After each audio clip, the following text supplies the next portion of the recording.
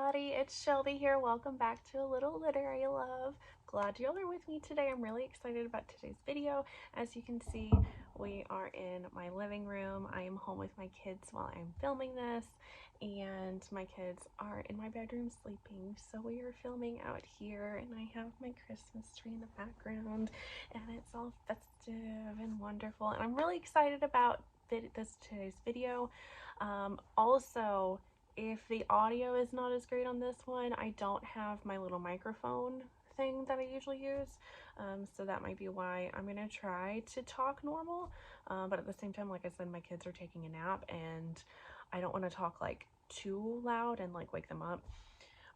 But yeah, so I'm really excited about today's video. I decided that I am going to make a video about some of my absolute favorite authors, my newly discovered favorite authors of this year, and I'm really excited to brag about them. I'm also, at the very end of the year, I'm going to also be making a favorite books that I read of the year. Most of these books that I'm going to talk about, like these authors that I'm going to talk about, are also going to be featured in that video as well. So yes, all of these authors I hadn't read before this year, and immediately, like most of them, I've only read one book from them.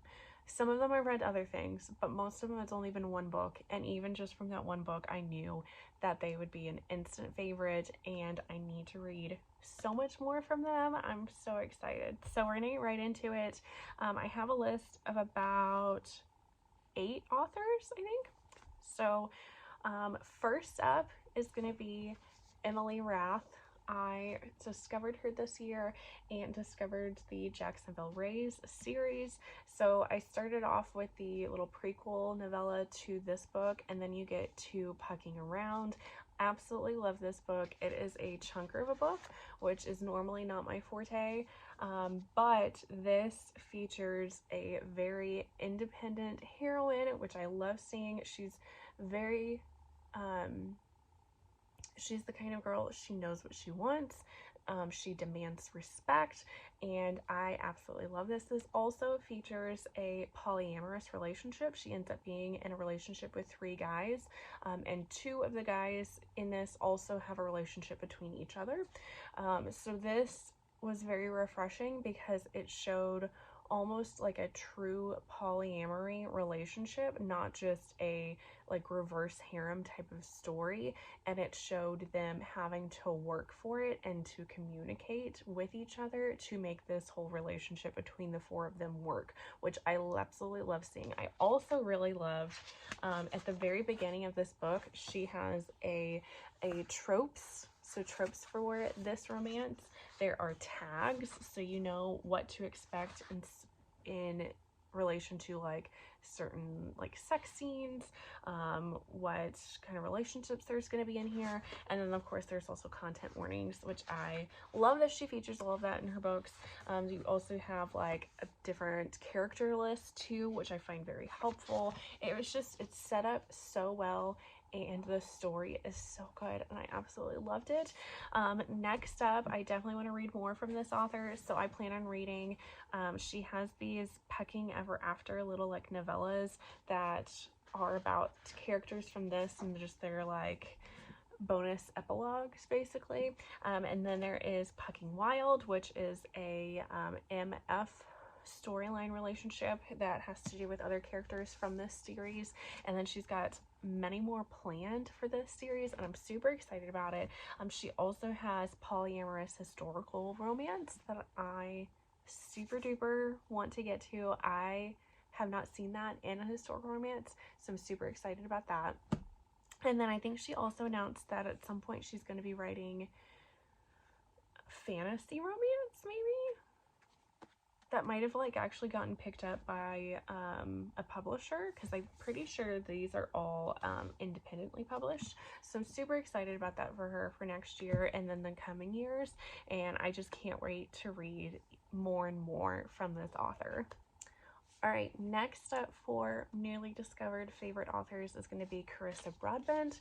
So I read her Crowns of Nyaxia series, although this is going to end up being a series of duets. This first duet is actually now completed, but as far as I know, she is planning on writing more duets in the series about other characters, and I'm super excited for it. I absolutely loved this first duet. Might be my favorite of the year.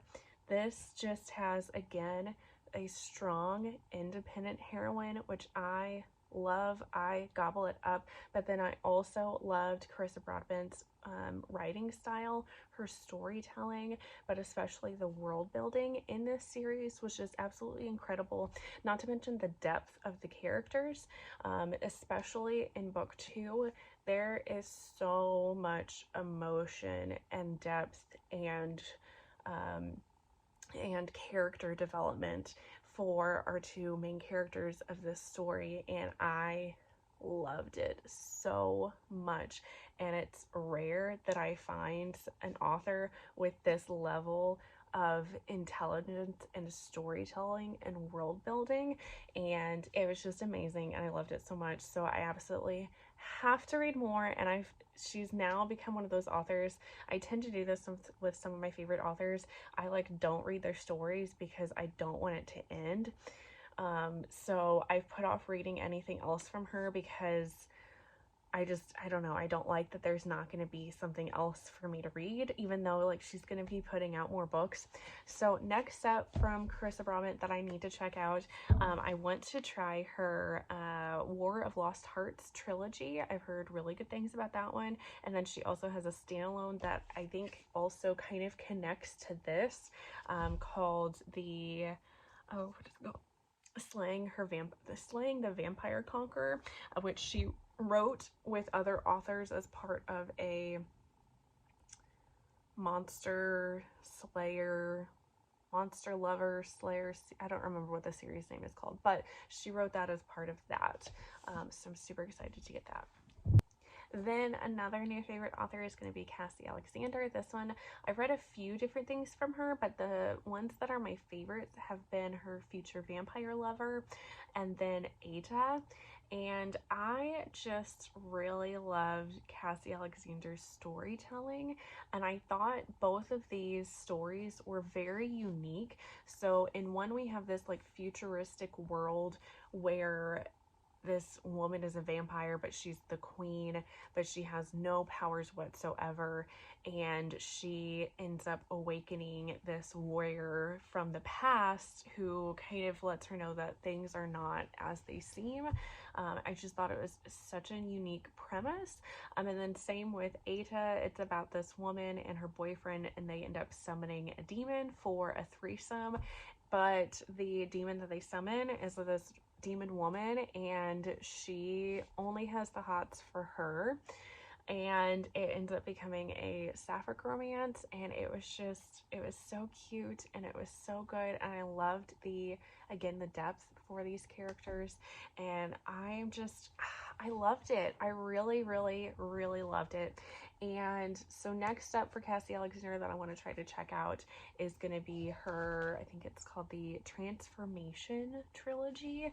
As far as I know about this one, I'm pretty sure it is a Beauty and the Beast retelling, but it is monstrous. Maybe the Beast stays a monster for the entirety of it or only part of it, but I'm super excited for this and I can't wait to get to it. Then I have Lily Mayne, who I read only this one book, but absolutely fell in love with it, Soul Eater. So Lily Mayne writes a lot of mostly male romances and pretty much all monster romances. I believe she's got a fantasy romance maybe series, but this I loved the world that this took place in, and this was just such a true sweet romance, and I don't see that a lot, especially in monster romances. Definitely sexy, but just the actual true love that you get from this story, it melted my heart and I absolutely loved it. So I definitely want to read more from Lily Mayne. So next up is going to be Eden, which is the second book of the series. I need to finish this series. That's what I'm really wanting to do. Just haven't gotten around to it. And then she also has these, now she's making these like a modern day monster romance series, but it's like more, I believe, more lighthearted. So she has Berries and Greed, I think is what it's called, which is an MF story, but I've heard really good things about it as well, and I can't wait to get to it because her writing was just so beautiful. Then I have AJ Merlin. So she quickly became a favorite author just from this one book. If you watched my wrap up when I was talking about this, I was completely hooked to this book. I could not put this down. It's more of a like a romantic suspense, like thriller-esque kind of storyline. And I was stayed up late reading this. I was texting my friend about this and being like, I don't know what's going on. Oh my gosh. And I gobbled this up. The second book I didn't like as much as this first one, but I still really enjoyed it, and I still absolutely love that this author could do this for me. Just hook me so easily and keep me enraptured with this story. I also really loved the sexy times in here, so that's always a plus. So next up for AJ Merlin that I needed to get to is going to be, so this is turning into like a trilogy. So the third book of this series should be coming out pretty soon. I can't remember if it's later in December or if it's pushed to January, but I know it's coming out soon. Can't wait to get to it when it does come out.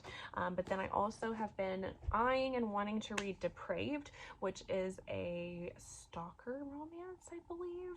And I'm just very intrigued, and I can't wait to read more from this author's mind.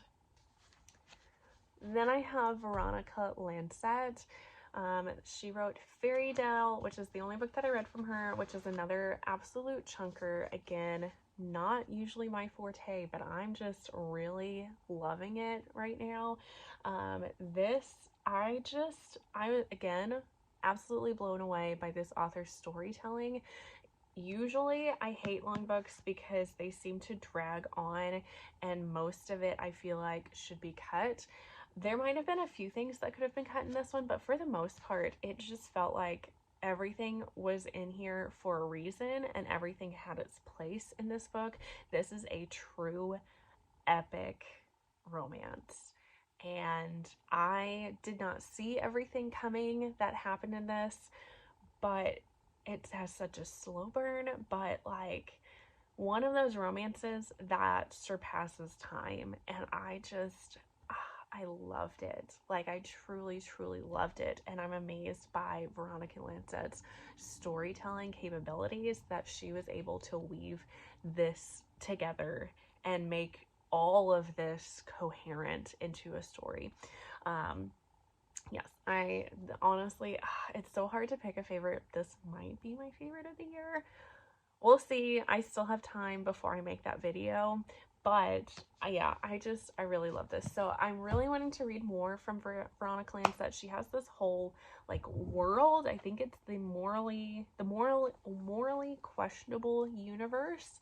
And I think that one, it has like a serial killer and a cop, or at least it starts like the prequel that she recommends reading first is My Name is Pink. That's the one that she recommends reading first if you're wanting to start in this universe. So I have to get to that one. I haven't read it yet. But that one, the premise is there's a serial killer and a cop, and I think it might be the romance. I'm not 100% sure, but I'm just like so on board for the ride. I can't wait to see what else she puts out. Then I have Greer Rivers, which is a recent one. I read Phantom, which is a Phantom of the Opera retelling, and I absolutely love this. Number one, I loved her writing. Number two, honestly, if I could have written my own Phantom of the Opera retelling and romance, it's like she picked it out of my brain and plopped it into this book. Like, it's as if she could read my mind and she knew exactly what I would want. it is this book. And I loved that this book was also told, like, all of the chapters are like scene 1, scene 2, and we have like our different acts, and then there's like a little interlude and set up in this book, and I loved that she did it that way. Also, this had really great mental health rep because the main character of this book has bipolar disorder, and our author said in the beginning of this book that she also has bipolar disorder. So I absolutely loved that we had this representation and that it was represented well.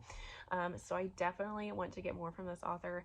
I plan on reading the rest of the books of this Tattered Curtain series. So I think the next one is Rouge. I think there's like Dreadful too, which are retellings of plays, musicals. I love those, and I can't wait to read more from her. Then the last author for this list is going to be Elizabeth Stevens.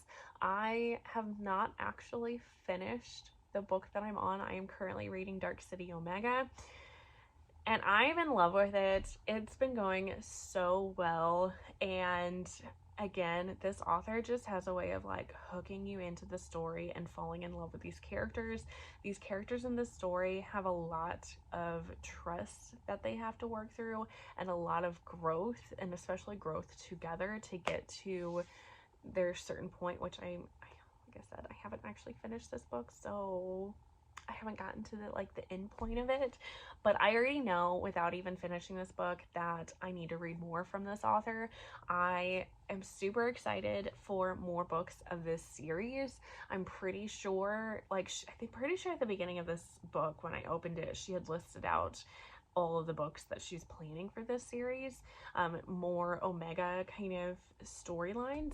But then she also has an alien romance series called Very Mates, and I am just all for it. I love seeing the representation in this. So for Dark City Omega, our main heroine is Black, and I love it. It's been so good so far, and I don't know, she's gonna have to do something like really terrible in this book to make me hate it and make me hate her as an author, because right now I am loving her, and I know I'm going to take her with me into 2024 as a new favorite author. I just know, just from reading this book, it's so good. So that is going to be it for this video with some of my newly discovered favorite authors of 2023. Leave a comment down below with some of your new favorite authors that you recently discovered,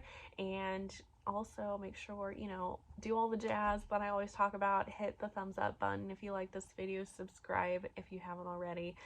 And yeah, I don't know, I'm kind of looking forward to the end of this year and bring on 2024. I'm excited to see what other authors I'm going to end up discovering and new books that I'm going to end up favoriting. So, but yeah, that's gonna be it, you guys. I'll see you all in the next one. Bye.